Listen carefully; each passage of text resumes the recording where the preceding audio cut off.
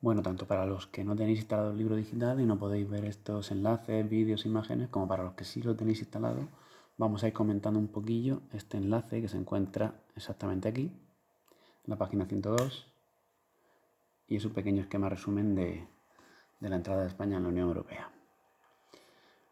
Como podemos leer aquí, en 1962 España solicita, en tiempos de la dictadura de Franco, solicita entrar en la Unión Europea.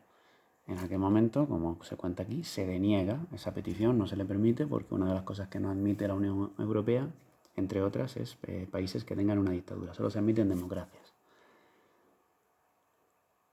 Años después, 1977, ya con el presidente Adolfo Suárez, se vuelve a presentar esa solicitud y esta vez es aceptada, ¿no? Lleva unos años, eso no se hace de un día para otro, como podéis ver, hasta el 1 de enero de 1986 no se incorpora definitivamente España, junto con Portugal, a la Unión Europea, conocida entonces como Comunidad Económica Europea. Bueno, con esta incorporación se abre la puerta a una serie de enormes ventajas y de incorporación al mundo económico desarrollado, pero también todos los países tienen que adoptar una serie de normas en cuanto a leyes, en cuanto a economía, para poder formar parte de la Unión Europea. Muchas de las industrias que había entonces tuvieron que o bien desaparecer o bien reconvertirse para adaptarse a las nuevas normas, porque como dice aquí, habían quedado obsoletas. Esa palabra significa, digamos, anticuado, en desuso, que ya no sirve.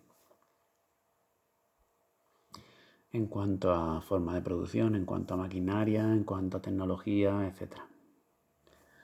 Asimismo, al igual que, por ejemplo, en agricultura, como vemos aquí, en ganadería, pues se han recibido gran cantidad de ayudas económicas para el desarrollo, etc.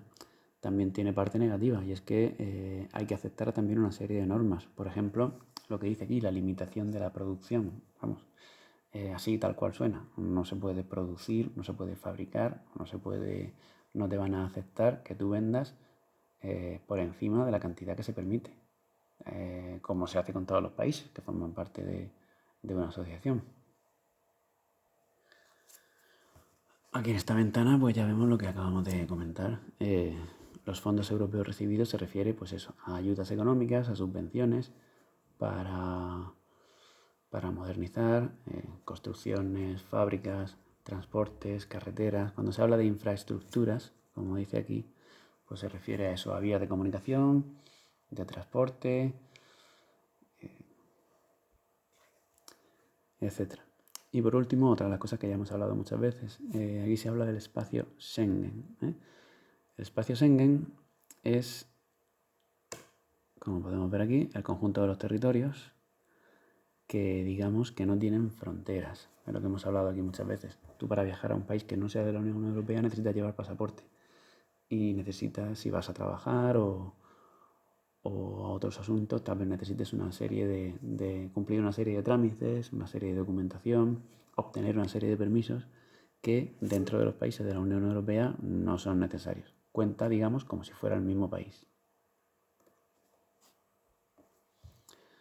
Así pues se abre un abanico de derechos y de oportunidades a la hora de trabajar, a la hora de estudiar, para los ciudadanos de Europa, por el hecho de ser europeos. Muchas veces hemos hablado en clase el ejemplo de los deportistas, por ejemplo, de otro continente, de Brasil o de Argentina, que llegan aquí y si pueden demostrar que a lo mejor tienen antepasados españoles, italianos o alemanes, lo tienen más fácil para obtener la nacionalidad de ese país, y una vez que la obtienen ya no cuentan como extranjeros. Y eso les permite no ocupar plazas de extranjeros y poder jugar en cualquier equipo, no solo de España o de Italia o de próximamente de Inglaterra, ya no, porque han salido de la Unión Europea, pero de cualquier otro país de Europa, lo cual es una ventaja. Y eso se traduce a cualquier tipo de trabajo. Eso sería un poco el resumen de lo que tenemos en esta página. Las fechas y las negociaciones en las que España se incorpora, lo que significa estar ahí dentro, muchas ventajas a la hora de recibir ayudas, de recibir fondos del dinero de Europa para los sectores económicos que lo necesitan en el país, pero también en la parte negativa y dura, lo que han tenido que soportar muchas empresas o agricultores o ganaderos a la hora de tener que adaptarse a las normas europeas y de modernizarse. hoy en día España es un país mucho más desarrollado, mucho más rico, digamos, entre comillas, de lo que lo era cuando entró.